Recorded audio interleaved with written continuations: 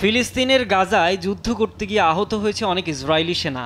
এর মধ্যে 20,000 সেনা ইসরায়েলি প্রতিরক্ষা মন্ত্রণালয়ের রিহাব বিভাগে চিকিৎসাধীন। আহত 20,000 সেনার মধ্যে 10,700 সেনা ভুগছে মানসিক সমস্যায়। অনেকে বেছে নিয়েছে আত্মহত্যার মতো পথ।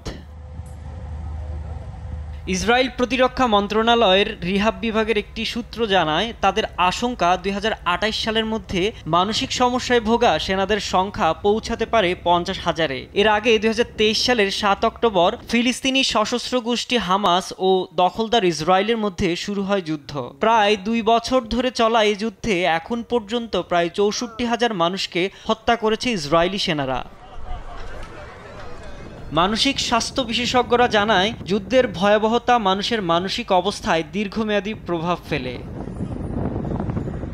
দখলদার ইসরায়েলি হামলায় ফিলিস্তিনের অবরুদ্ধ গাজা উপত্যকায় 10% মানুষ আহত বা নিহত হয়েছে বলে স্বীকার করেছেন ইসরায়েলি সাবেক সেনাপ্রধান হেরজি হালেভি। সশস্ত্র গোষ্ঠী হামাসের সঙ্গে যুদ্ধ শুরুর পর চলতি বছরের মার্চ পর্যন্ত সেনাবাহিনী প্রধানের দায়িত্বে ছিলেন হালেভি।